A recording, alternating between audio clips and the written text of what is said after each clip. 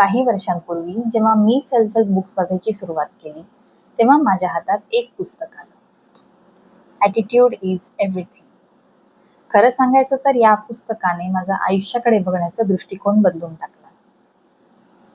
या पुस्तकात लेखक जेफ केलर यांनी एक गोष्ट सांगितली आहे की आपलं नशीब हे पूर्णपणे आपल्या हातात असतं आणि ते बदलण्यासाठी त्यांनी 3 मुख्य मार्ग दिले आहेत. 1.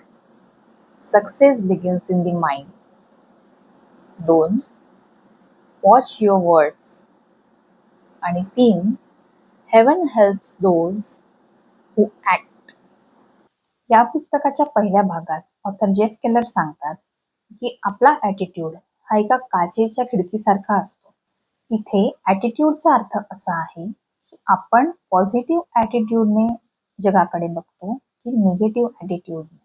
आपण जर सतत अपयशाचा किंवा नकारात्मक विचार करत असू तर त्या खिडकीवरती धूळ बसते आणि आपल्याला सगळीकडे अंधार दिसतो. पण ती खिडकी स्वच्छ करणं हे आपल्या हातात असतं.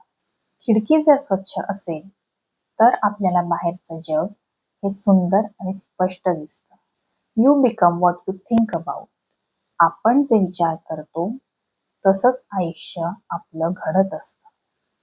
दुसरा भाग यामध्ये इतकं सुंदर सांगितलं आहे की आपल्या शब्दांवर लक्ष ठेवणे याची गरज का असते. आपल्या शब्दांमध्ये एक प्रचंड शक्ती आहे. ते शब्द आपलं आयुष्य घडवू शकतात आणि बिघडवू देखील शकतात.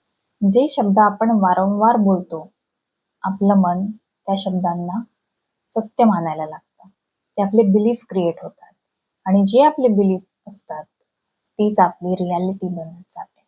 जर तुम्हाला कधी कोणी विचारतं की तुम्ही कसे आहात तर उत्कृष्ट किंवा खूप छान असं उत्तर देणं सुरुवात करा.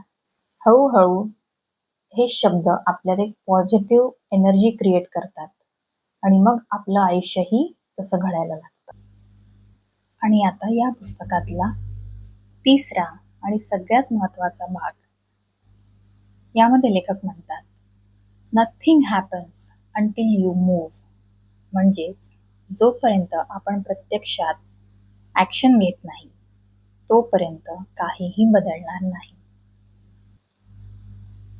अनेक लोक फक्त विचार करतात पण अपयशाच्या भीतीने ते सुरुवातच करत नाही. पण ॲक्शन हेच त्या भीतीवरचं एकमेव औषध आहे. जेव्हा आपण भीती वाटत असतानाही ॲक्शन घेतो, एक एक पाऊल पुढे टाकत जातो, तेव्हा ती भीती हळूहळू नाहीशी होऊन जाते. आणि लक्षात ठेवा, युनिव्हर्सही त्यालाच मदत करतो जो आपल्या भीतीच्या पुढे जाऊन पहिलं पाऊल टाकतो. तर हीच या पुस्तकाची समरी आहे. आपले विचार बदला, आपले शब्द बदला आणि आजच ॲक्शन घ्यायला सुरू करा. तुम्हाला जर हा व्हिडिओ आवडला असेल तर खाली कमेंट्समध्ये मला नक्की सांगा आणि अशाच व्हिडिओसाठी चॅनलला सबस्क्राईब करा.